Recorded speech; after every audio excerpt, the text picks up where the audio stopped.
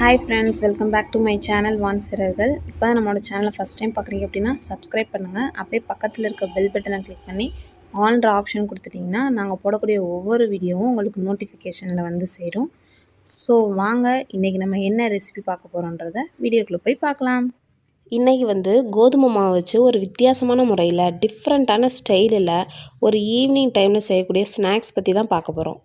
இதுக்கு வந்து நான் ஃபஸ்ட்டு 2 நல்லா பழுத்த வாழைப்பழம் தான் எடுத்திருக்கேன். நீங்கள் எந்த வாழைப்பழம் இருந்தாலும் எடுத்துக்கலாம். ஸோ இந்த மாதிரி நல்லா பழுத்து இருக்க மாதிரி பார்த்துக்கோங்க.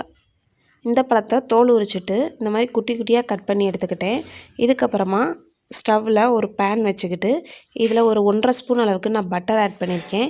இந்த பட்டர் நல்லா உருகுனதுக்கப்புறமா நம்ம குட்டி குட்டியாக கட் பண்ணி வச்சுருக்க வாழைப்பழத்தை நம்ம இதோடு சேர்த்து நல்லா வதக்கி விட்டுக்கிறேன். அந்த கரண்டியை வச்சே நல்லா இந்த மாதிரிக்கா குத்தி நல்லா வதக்கி விட்டதுக்கப்புறமா கொஞ்சம் நல்லா வதங்கிருச்சு. இப்போ வந்து நான் வந்து ஒரு 3 டேபிள் ஸ்பூன் அளவுக்கு சீனி ஆட் பண்ணியிருக்கேன். நீங்கள் வேணும்னா நாட்டு சக்கரை வேணும்னா நாட்டு சக்கரை கூட ஆட் பண்ணிக்கலாம். நெக்ஸ்ட்டு நான் கலருக்காக ஒரு 2 பிஞ்ச் அளவுக்கு மஞ்சத்தூள் ஆட் பண்ணியிருக்கேன். மஞ்சள் நல்லா மிக்ஸ் ஆனதுக்கப்புறமா நான் வந்து ஸ்டவ்வை ஆஃப் பண்ணிக்கிறேன். இதுக்கு அப்புறமா நம்ம என்ன செய்கிறோம்னா துருவின தேங்காய் வந்து நான் இது சேர்த்துக்கிறேன். இது வந்து சின்ன முடியில் ஒரு அரை முடி தேங்காய் நான் சேர்த்துருக்கேன். இதையும் சேர்த்து நல்லா வதக்கி விடுங்க. இது வந்து அந்த இருக்கிற சூடே போதும், நம்ம ஸ்டவ்வை ஆன் பண்ணணுன்ற அவசியம் கிடையாது. அடுத்ததாக ஒரு அரை கப் அளவுக்கு கோதுமை மாவு எடுத்திருக்கேன். இதை வந்து நம்ம மொத்தமாக போட்டு மிக்ஸ் பண்ணோம் அப்படின்னா கட்டி கட்டியாக வந்துடும். அதனால் நான் கொஞ்சம் கொஞ்சமாக ஆட் பண்ணி அதோட சேர்த்து நல்லா கலந்து விட்டுக்கிறேன். இது கூட நீங்கள் தேவை அப்படின்னா வாசத்துக்கு 2 ஏலக்காய் கூட தட்டி சேர்த்துக்கலாம். இன்றைக்கி வந்து நான் ஏலக்காய் சேர்க்கலை. இது அப்படியே நல்லா ஆறுனதுக்கு அப்புறமா ஒரு பிளேட்டுக்கு மாற்றி கையாலே நல்லா பிணைஞ்சி விட்டுட்டு சைட்லேயே நான் வந்து கொஞ்சமாக எண்ணெய் எடுத்திருக்கேன். அந்த எண்ணெயை எடுத்து தொட்டு நம்ம இதை வந்து ஒரு பால் மாதிரி பிடிச்சிக்கலாம். நமக்கு தேவையான அளவுக்கு நம்ம பால் ஆக்கிக்கலாம். நான் வந்து ஒரு மீடியம் சைஸில் பால் பிடிச்சி வச்சுருக்கேன்.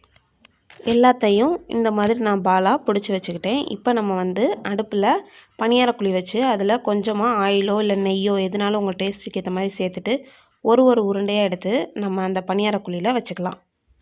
இது வந்து ரொம்பவே டேஸ்ட்டாகவும் இருந்துச்சு. ஸ்மெல்லும் பார்த்திங்கன்னா வேறு லெவலில் இருந்துச்சு.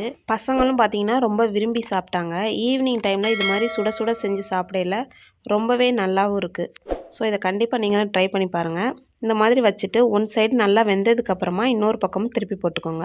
நம்ம கடைகளில் போய் நிறைய காசு கொடுத்து வீணாக்கிறத விட இந்த மாதிரி வீட்டிலையே வாழைப்பழமும் கொஞ்சம் கோதுமை மாவையும் வச்சு ஹெல்த்தியாக நம்ம செஞ்சு கொடுக்கும்போது நம்ம பசங்களோட ஆரோக்கியமும் ரொம்பவே நல்லாயிருக்கும்.